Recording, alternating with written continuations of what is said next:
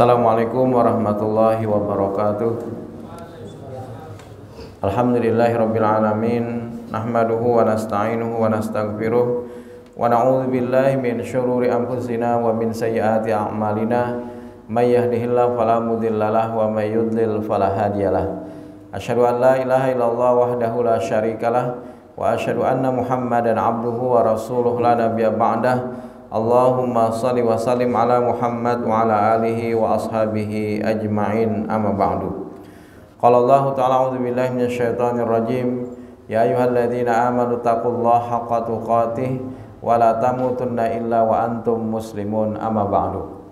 Bapak-bapak hadirin rahimani wa rahimakumullah, puji dan syukur marilah bersama-sama kembali kita panjatkan kehadirat Allah Subhanahu wa taala, di mana atas limpahan segala nikmat dan karunia-Nya, terlebih lagi adalah iman Islamnya jualah yang bisa mengantarkan kita untuk dapat merangkai ketaatan-ketaatan kepada Allah di bulan Ramadan ini sampai di detik-detik terakhir daripada Ramadan. Kita masih diberikan oleh Allah Subhanahu wa taala kesehatan, keafiatan, dan harapannya adalah semoga dari apa yang telah kita jalankan mendapatkan keridhaan dari Allah Subhanahu wa taala. Amin ya rabbal alamin. Rabbana taqabbal minna salatana wa shiyamana wa qiyamana wa takhasyu'ana wa tadarru'ana wa jami' ibadatina wa tamim taksirana ya Allah ya arhamar rahimin. Salawat dan salam semoga senantiasa tercurah kepada Nabi kita Muhammad sallallahu alaihi wasallam beserta keluarga, para sahabat, tabi'in, serta pengikut beliau yang senantiasa istiqamah menjalankan sunnah-sunnah makbulahnya hingga akhir zaman. Berhubung sudah berada di penghujung daripada Ramadan, ada salah satu di antara beberapa kewajiban yang mesti ditunaikan oleh seorang muslim, yaitu salah satunya adalah kewajiban untuk mengeluarkan zakatul fitri. Jadi penyebutan zakat itu adalah zakat fitri yang oleh kita biasanya dari semenjak bahari menyebutnya adalah zakat fitrah. Zakat fitrah. Az-zakah nau'ani. Zakat itu terbagi kepada dua. Pertama adalah zakatul fitri, zakat yang dikeluarkan oleh seluruh kaum muslimin, baik itu laki-laki atau juga perempuan, kemudian anak kecil sampai dengan dewasa, kemudian budak atau hamba sahaya sampai dengan orang yang merdeka. Jadi itu adalah kewajiban minal muslimin, di kalangan orang-orang muslim. Jadi kewajibannya adalah seluruh orang yang dia adalah orang muslim, maka diwajibkan untuk membayar zakat fitrah ini. Farada Rasulullah sallallahu alaihi wasallam zakatul fitri. Rasul sallallahu alaihi wasallam mewajibkan yang namanya zakatul fitri ala dzakari wal unsa, baik itu atas laki-laki atau juga perempuan, was-shaghiri wal kabiri, baik itu anak kecil atau juga orang yang sudah dewasa, kemudian wal hurri wal abdi, baik itu orang yang merdeka, maksudnya bukan budak, atau juga orang yang dalam keadaan budak belia. Karena di zaman bahari ada perbudakan, Pak. Maka itu yang menanggung zakatnya itu adalah tuannya. Minal muslimin, dari kewajiban seluruh kaum muslimin, sa'an min tamrin, satu sa' daripada kurma, au sa'an min syairin, atau juga satu sa' daripada gandum. Nah, jadi ukuran satu sa' itu kalau di liter 3,5 liter, kalau dikilokan 2,5 kilogram. Nah, itu sa' itu ukuran di Arab sana, Pak, satu sa'. Nah, Bapak Ibu hadirin wal hadirat rahimakumullah. Jadi berdasarkan kepada hadis Nabi sallallahu alaihi wasallam bahwa itu adalah kewajiban dari seluruh kaum muslimin, bahkan bayi yang baru lahir sekalipun, apabila lahirnya itu sebelum azan maghrib di hari terakhir daripada Ramadan, maka dia sudah terkena kewajiban zakatul fitri.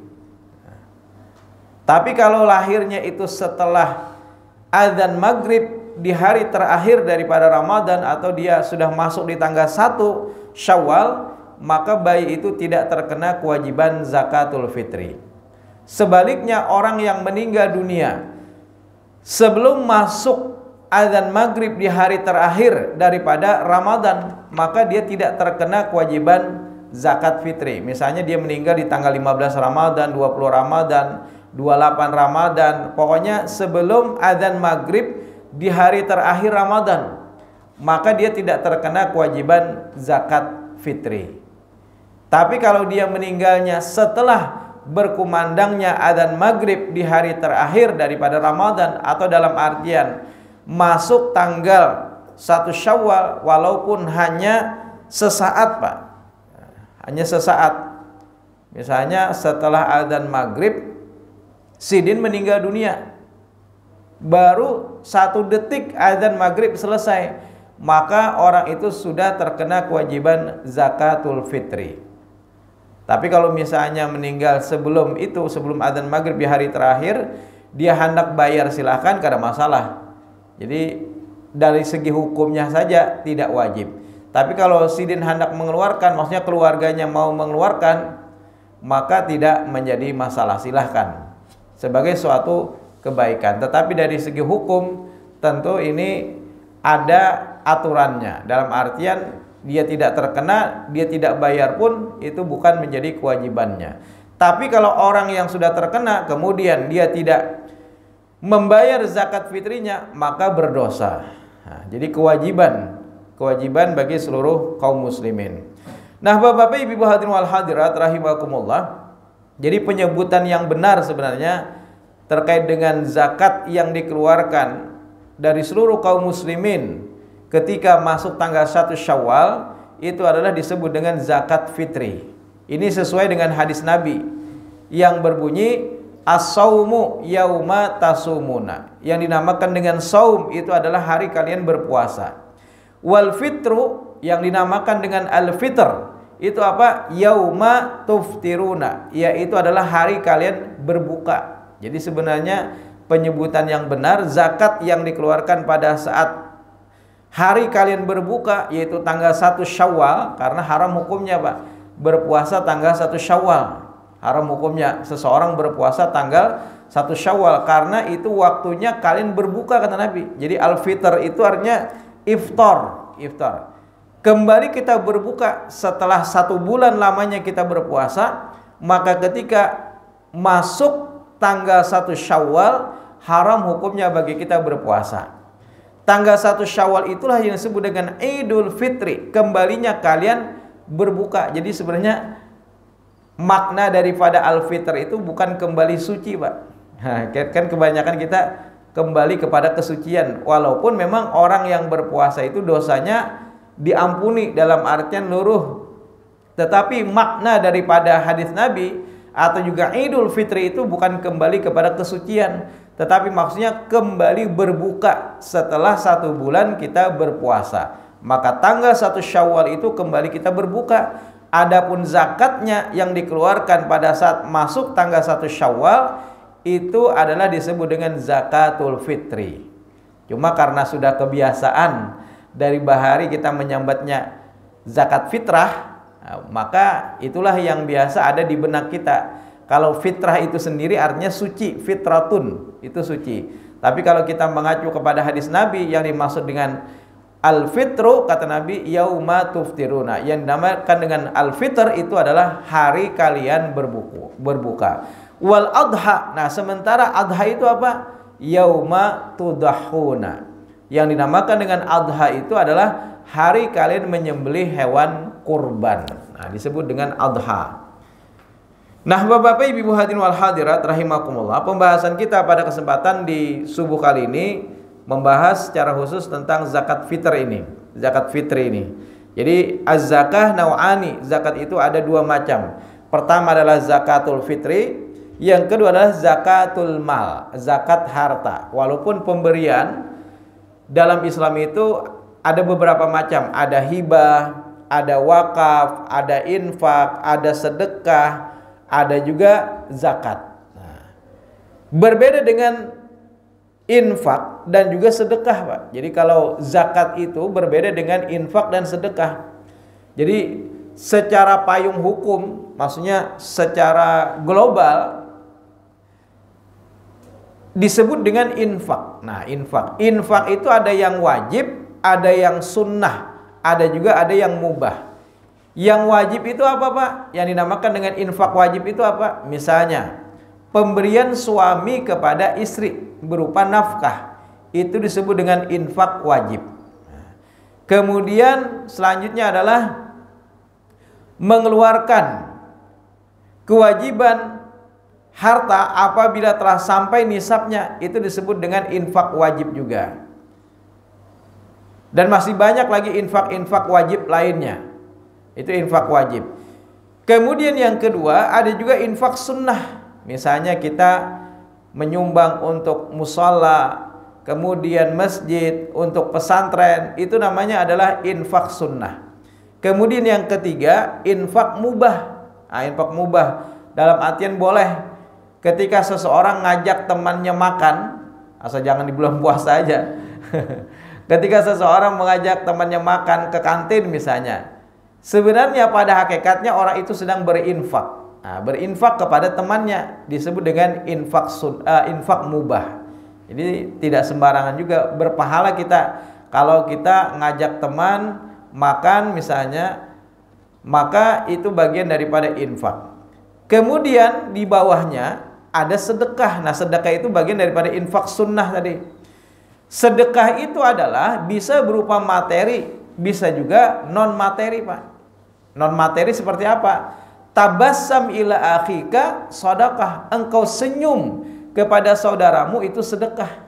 Nah, jadi sedekah itu ada dua macam, ada yang berupa materi pemberian, ada juga yang berupa non materi. Kita senyum kepada saudara kita itu sedekah. Kita menghindarkan duri di jalan, kemudian kita singkirkan, maka itu juga bagian daripada sedekah kata Nabi. Sementara tadi ada infak sedekah, ada infak wajib. Nah, salah satunya adalah zakat. Zakat itu terbagi kepada dua, tadi ada zakatul mal, ada zakatul fitri. Nah, pembahasan kita adalah terkait dengan zakat fitri. Kalau zakat mal itu adalah kewajiban atas harta yang apabila sudah sampai nisab dan haulnya. Jadi nisabnya itu adalah para ulama setelah mereka melihat kepada teks yang ada dalam hadis Nabi, lalu mereka mengkalkulasi dengan ukuran gram, yaitu sekitar 85 gram emas, Pak.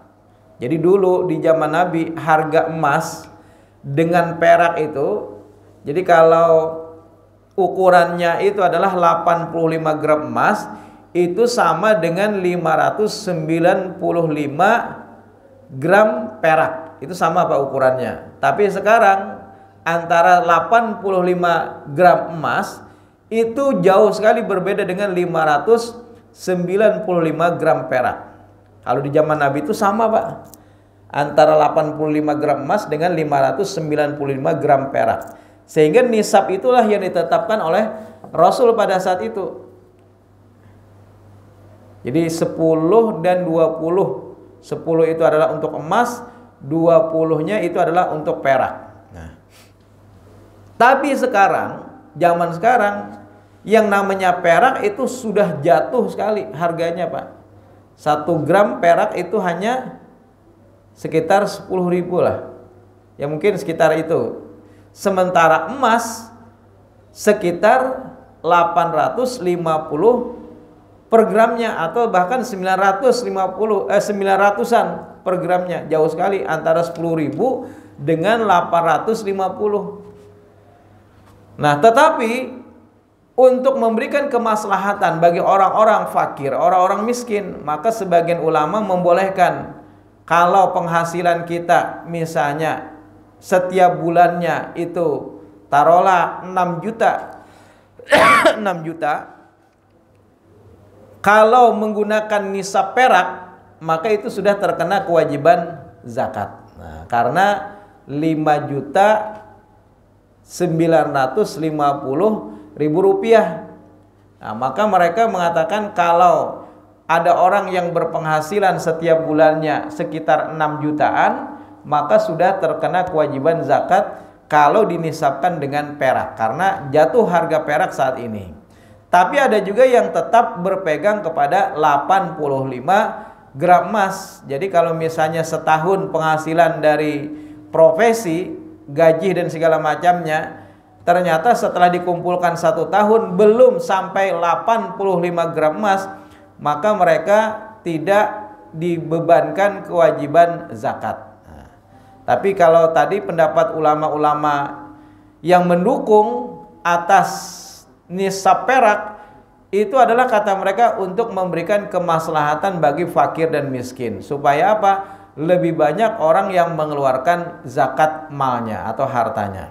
Jadi zakat mal itu saat ini berkembang, Pak. Menurut kajian fikih, maka itu disebut dengan zakat fikih kontemporer. Kalau dulu yang namanya zakat mal itu hanya emas, perak, perdagangan, kemudian apa lagi, Pak?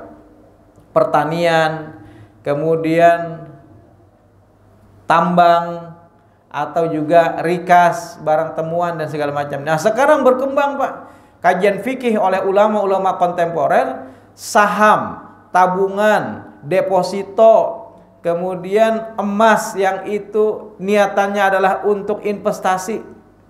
Jadi masa sekilo pakaian, karena mungkin orang beli emas 1 kilo tapi untuk perhiasan, tidak mungkin. Pasti niatannya sudah apa? Untuk investasi. Berarti kalau untuk investasi, maka ada kewajiban zakat setiap tahunnya dari emas yang disimpan. Tapi kalau itu adalah rumah pribadi yang kita pakai, kendaraan pribadi yang kita gunakan, itu tidak terkena kewajiban zakat. Tapi kalau misalnya rumahnya banyak disewakan, maka hasil sewanya itu yang kena. Kalau asetnya tidak kena, Pak, tapi hasil sewanya kena. Toko yang disewakan, maka hasil sewanya kena. Kemudian saat ini juga yang namanya perkebunan atau pertanian bukan hanya padi, tetapi berkembang. Bahkan orang punya sarang burung, itu penghasilannya juga luar biasa. Maka kalau kajian fikih kontemporer itu terkena kewajiban zakat.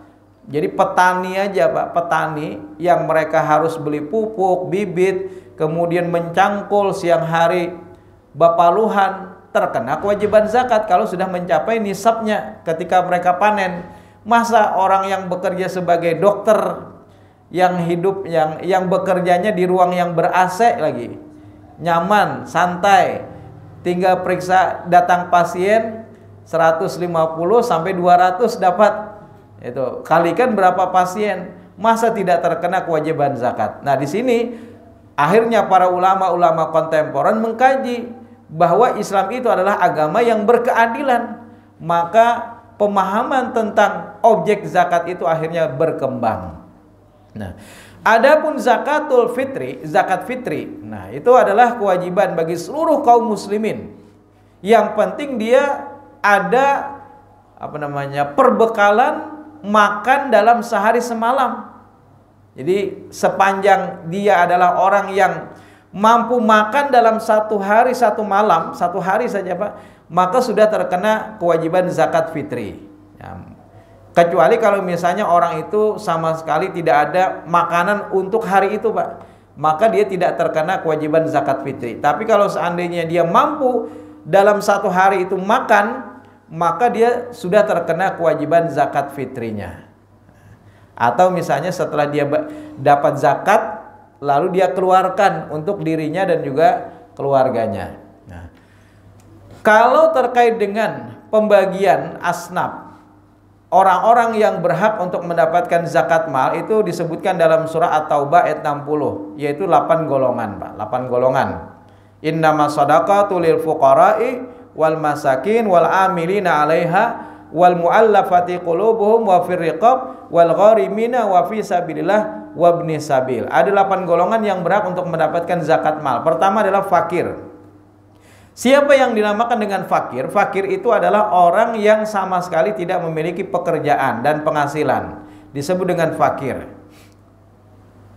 Tapi kalau pensiun itu ada uang pensiunnya kan. Itu tidak disebut fakir dia, karena ada penghasilan setiap bulannya. Kemudian miskin. Miskin itu orang yang ada pekerjaan tetapi tidak mencukupi dalam satu bulan.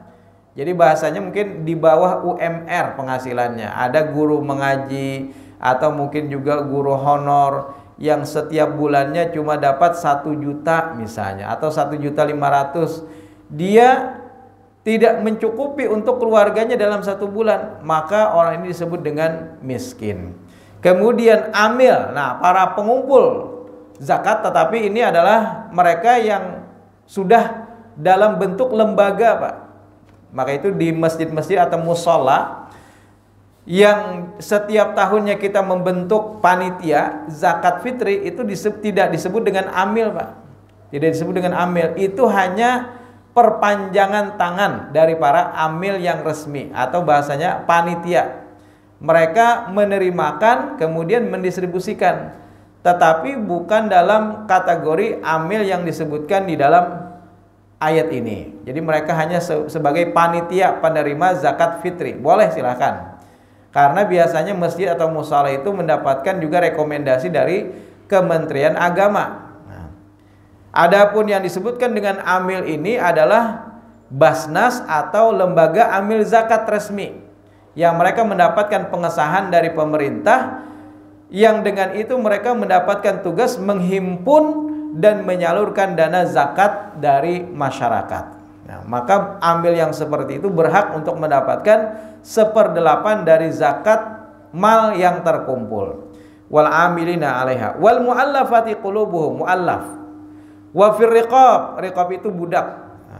Wa fi sabilillah wa ibnis sabil, termasuk juga gorim. Gorim itu orang yang berhutang. Ini 8 golongan yang berhak untuk mendapatkan zakat mal.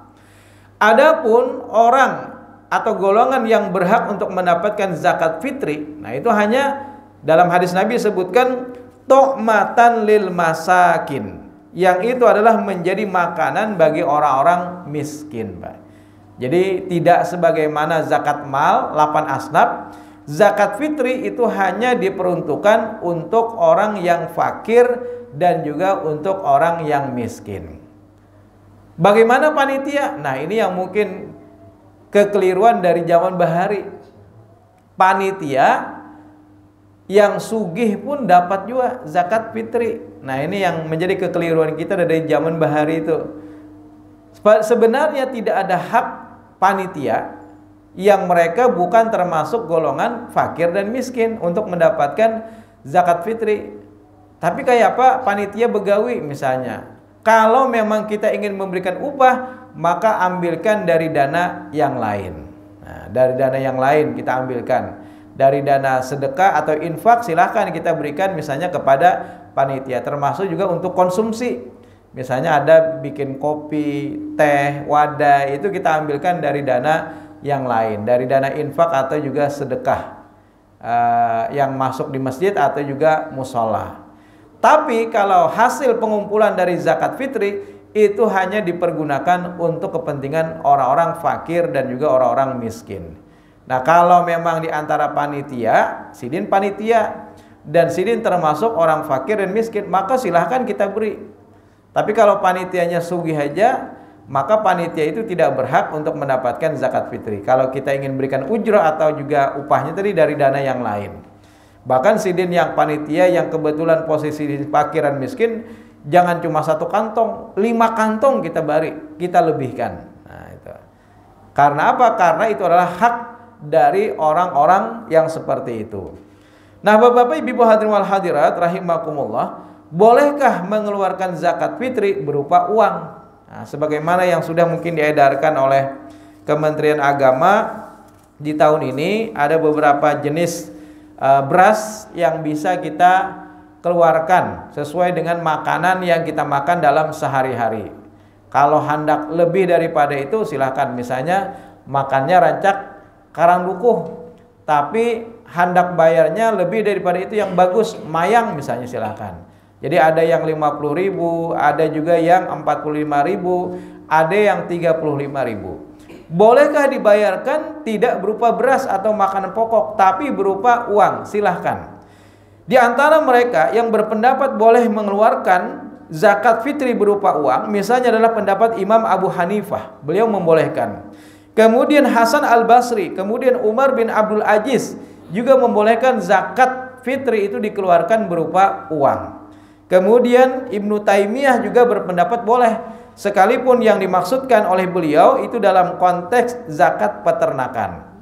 Kemudian di antara ulama-ulama kontemporer atau ulama-ulama khalaf yang membolehkan untuk dikeluarkan berupa uang itu misalnya adalah Yusuf Al-Qardawi yang telah mengarang Kitabuz Zakah. Beliau mengarang Kitabuz Zakah yang beliau membolehkan mengeluarkan zakat fitri itu berupa uang. Jadi nilainya. Yang penting apa? Yang penting tu'matan lil masakinnya itu terpenuhi, Pak. Jadi sekarang ini kan untuk bisa memenuhi kebutuhan itu bukan hanya pangan, sandang, papan, Pak. Tapi orang juga misalnya perlu akan pendidikan anak, perlu akan kesehatan. Maka itu zakat mal yang dulu dipergunakan untuk 8 asnaf, ini tidak boleh memang keluar dari 8 asnaf, Pak, zakat mal. Kada boleh keluar kecuali hanya untuk 8 asnaf. Tetapi kebutuhan dari sebuah keluarga itu bukan hanya sandang, pangan, papan, tetapi misalnya mereka perlu untuk membiayai sekolah anaknya. Maka itu oleh lembaga amil zakat atau badan amil zakat, dana yang terhimpun berupa zakat mal itu bisa digunakan untuk beasiswa, Pak, beasiswa. Tapi beasiswa dari keluarga yang fakir atau juga keluarga miskin. Mereka perlu menyekolahkan anak.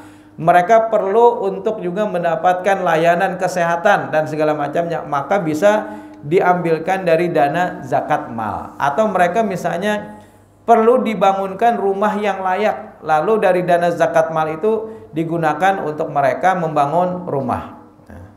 Jadi bukan hanya untuk dikonsumsi saja, tetapi juga untuk kepentingan yang lain. Yang penting tidak lepas dari 8 asnaf. Nah, Bapak-bapak, Ibu hadirin wal hadirat rahimakumullah.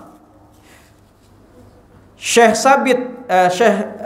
Syahid Sabiq yang beliau juga adalah pengarang kitab Fiqh Sunnah, beliau juga membolehkan zakat fitri itu dengan mengeluarkan harganya atau uang. Karena zakat adalah hak fakir atau miskin, maka menurut beliau tidak ada bedanya antara mengeluarkan harganya atau mengeluarkan zatnya. Kedua-duanya silahkan. Jadi tidak perlu diperdebatkan. Bolehkah mengeluarkan zakat berupa uang? Boleh. Bolehkah mengeluarkan zakat berupa beras? Boleh juga, Pak. Jadi silahkan, mana yang pian pilih silahkan. Kalau hendak konteks, kalau hendak tekstualan, misalnya ada yang mengatakan tidak ada di dalam hadis Nabi itu zakat berupa uang. Misalnya ada orang mengatakan demikian. Kata dia yang namanya zakat itu berupa beras. Di dalam hadis Nabi juga tidak disebutkan beras, Pak. Karena ada beras. Yang disebutkan itu kurma. Yang disebutkan itu syair, gandum. Tidak ada aruz. Aruz itu beras, tidak ada Nabi menyebutkan demikian. Berarti kalau misalnya memang harus kontekstual, beras kan kada ada juga. Nah itu. Disinilah sebenarnya kias bermain. Dikiaskan dengan makanan pokok berarti beras boleh. Dikiaskan dengan apa yang menjadi kebutuhan dari fakir atau orang-orang miskin, maka mereka juga perlu untuk membeli lauk pauknya. Akhirnya uang yang mereka butuhkan untuk membeli lauk pauk, masa makan beras saja. Atau mungkin juga mereka perlu untuk membelikan pakaian untuk anak-anaknya supaya mereka tidak meminta-minta pada hari tersebut. Jadi kata Nabi apa? Dalam sebuah riwayat Nabi bersabda, penuhilah kebutuhan mereka, jangan sampai mereka berkeliling untuk meminta-minta pada hari itu. Nah, sehingga Wahbah Az-Zuhaili, Syekh Wahbah Az-Zuhaili yang beliau mengarang kitab Al-Fiqhu wa Adillatuhu, beliau juga membolehkan mengeluarkan zakat fitri itu berupa dirham, dinar, fulus atau uang, atau juga barang berharga atau apa saja yang dia mau, karena yang menjadi hakikatnya adalah kewajiban mencukupi kebutuhan orang fakir atau miskin pada hari itu. Yang penting mereka sudah tertutup kebutuhannya, baik itu berupa makanan pokok atau juga berupa harga atau uang yang kita berikan.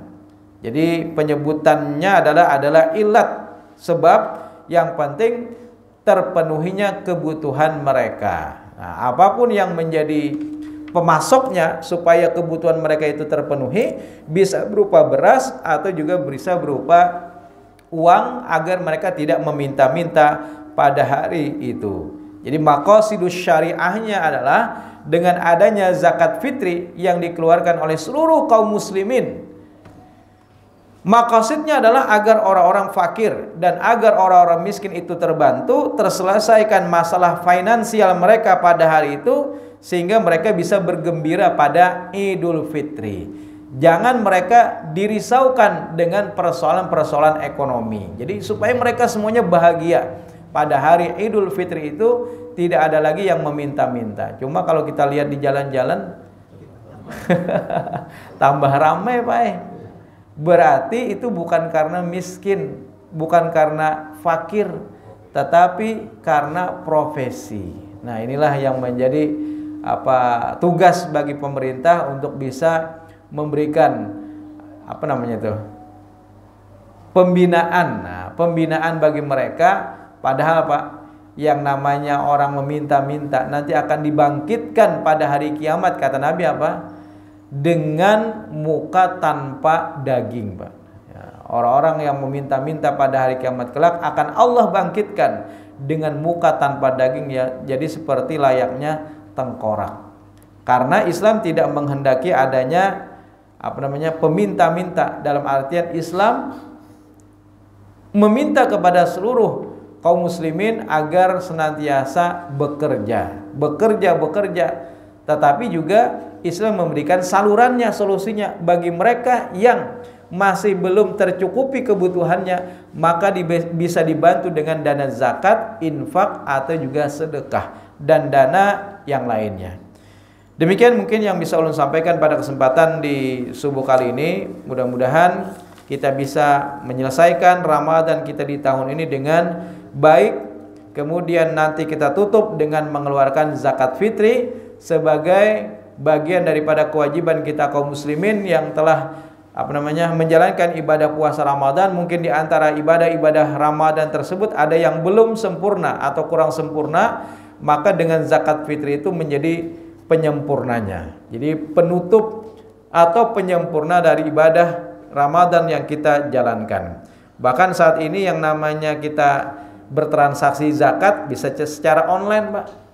Tinggal gesek aja atau tinggal lewat HP, kita ingin salurkan lewat mana, misalnya pian sudah jam 12 malam misalnya, kada keingatan bayar zakat fitri, maka tinggal buka HP, kemudian buka mobile banking, lalu pian bisa salurkan. Yang penting batasannya bayar zakat fitri itu tidak sampai orang menyelesaikan sholat Idul Fitri, itu batasannya. Karena kata Nabi, kalau setelah itu dia mengeluarkan, maka itu dianggap sebagai sedekah biasa. Nah, adapun panitia yang mereka kesulitan mendistribusikan karena waktu, orang bayar zakat kadang-kadang sampai jam 12 misalnya, kayak apalagi panitia menyalurkan kepada orang-orang fakir dan miskin, sementara ini barat-baras dan segala macamnya. Maka sebenarnya waktu untuk penyalurannya itu boleh sampai kapanpun. Bahkan dari hasil musyawarah nasional Majelis Tarjih itu sepanjang tahun masih bisa disalurkan, Pak. Yang penting kita bayarnya batasannya itu sebelum sholat Id. Nah, jadi itu sudah sah. Yang penting kita sudah sah menyalurkan. Adapun setelah itu panitia membagikan, itu boleh sekemampuan panitia. Kalau misalnya memang kada habis pada malam itu, ya sudah imbah itu kada apa-apa, Pak. Jangan dibebankan panitia aja. Salah misalnya karena belum menyalurkan, panitia gen terbatas waktunya, tenaganya. Nah, demikian yang bisa saya sampaikan. Lebih dan kurangnya mohon maaf. Subhanakallahumma wa bihamdika asyhadu an la ilaha illa anta astaghfiruka wa atubu ilaik. Wassalamualaikum warahmatullahi wabarakatuh.